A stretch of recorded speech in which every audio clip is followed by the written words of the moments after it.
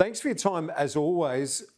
Give our viewers a sense of what the Plenary Council is all about. What's its aim? It can seem a bit esoteric even to Catholics, Kieran, let alone to those who aren't. The Church, of course, is not a democracy, but in 1937 was the last time there was what was called a Plenary Council of the Australian Catholic Church, and it came together to make legislation. Now then, it was basically just bishops and priests. So now in the contemporary era, with Pope Francis urging local churches to be more in listening mode rather than just teaching mode, the Australian bishops decided to have a plenary council, but to try and open it up so that there could be presence of lay people, particularly women, of course, given that there are no women as priests or as bishops. So instead of just 40 bishops or so with 40 or 50 priests, what we've got is a group of 280, and about 100 of those would be lay people. But it has to be acknowledged that the complexity of it is that even though all of them have what's called a consultative vote, when the rubber really hits the road, Kieran, the deliberative votes are still held only by the bishops. And so they would be the ones who legislate. But in this first phase, which is going on this week, it's largely listening mode and being very attentive to the aspirations of people and hopefully those who don't exercise the positions of power. And when you were asked to be involved as one of the experts involved, one of the theological experts alongside the plenary, as I understand it, you took some time out just to consider what sort of role you might play, how this will work, and also, I guess, there are a few factions in the church as well, aren't there? There are, and early in the piece, when the bishops first floated this, given that a lot of my work has been in the public square and knowing how politics works, I thought, and I looked particularly at the Anglican Church, because they're experts at this, they've done it for centuries, of having synods where you have a house of bishops and a house of clergy and laity, etc. I thought, well, what you've got to do is separate out the different roles people would have, but the bishops weren't much attracted to that. So they've decided on bringing the 280 together, but still saying that the bishops have the deliberative vote. So I thought, well, I've made my contribution and I'll just go along with whatever's happening. And I gave a few talks about that, wrote a few articles, but thought, well, I've had my say and now I'll go and do other things. But it was only a month or so ago that the bishops approached me and asked to be one of the 20 theological advisors. And when I was asked, I mean, I was honoured and humbled and all that, of course, but I thought, oh, gee, there's a lot of politics, a lot of factions in our church at the moment, and I don't know that I'm quite in the space to be doing something value added on that. So I went and did the Jesuit thing of an 8-day retreat, and I found that quite liberating, I have to say, because I thought, well, this is not about finding factional answers to things. It is really about trusting that the Spirit of God is there in the people, particularly those in the 280 whose voices we've never heard before, those who are not bishops or those who are not agitators for political causes. Let's wait and see what is really their yearning, because as your listeners know, I mean, it's not trendy nowadays to be a member of a church. It's not popularly expected. So if you are a member of a church, and particularly the Catholic Church, there's something there that you're looking for that you just don't find in society at large. And the question is, how can that be done so that we can espouse what we think is the kingdom of God, that is good news for everyone, not just those who are members of the church? And I guess part of it, Father Frank, correct me if I'm wrong, but it's to make the church, is it fair to say it's to make it fit for purpose in this contemporary society that we live in?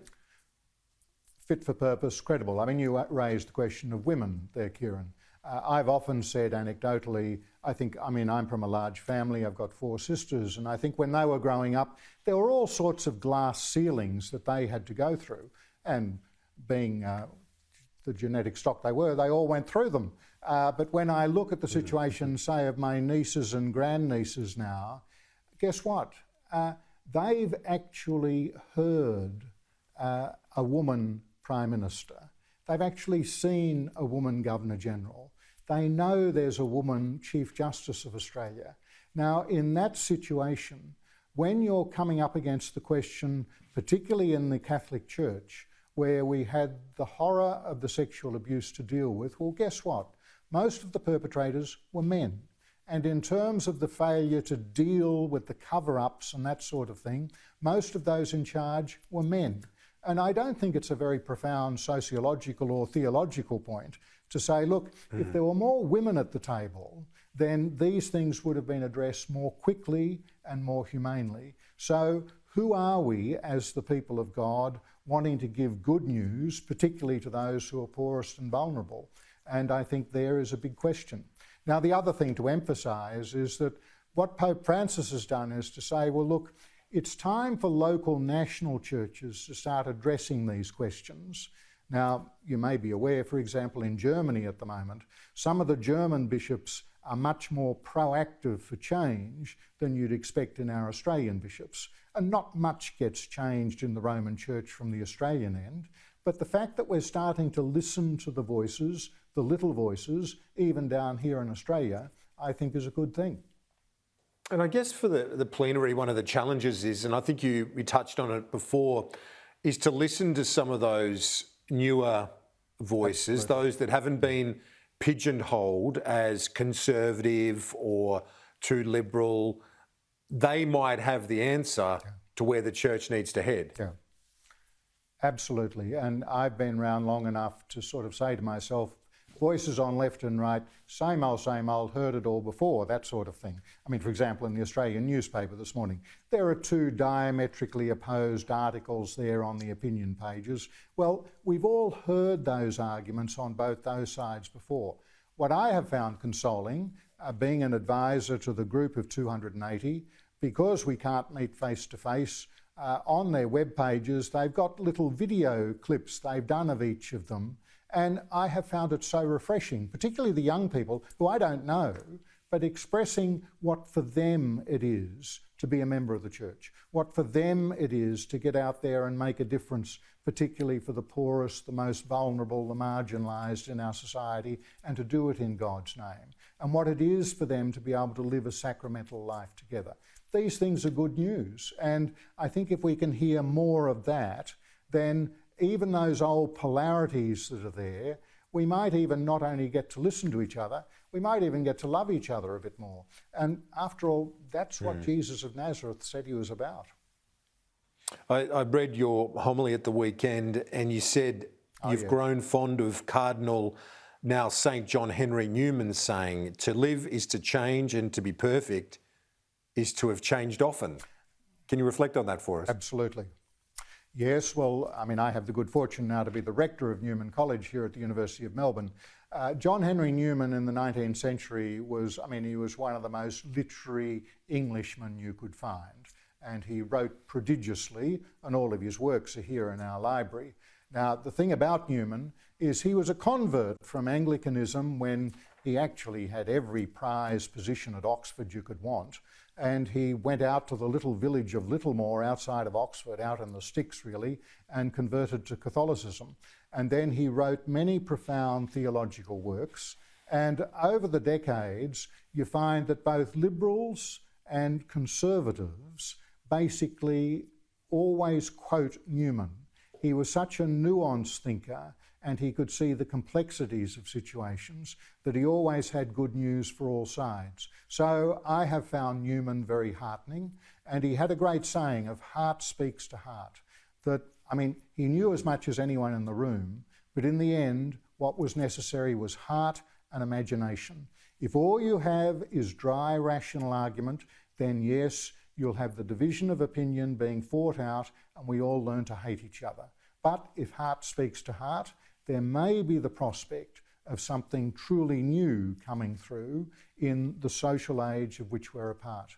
Because I think one of the big lessons for the Church, Kieran, particularly through the abuse crisis, many of us, particularly in the Catholic Church, but in Christian churches generally, we thought we were holier than thou, and we thought our job was to teach the world about the good moral life, or what the kingdom might look like.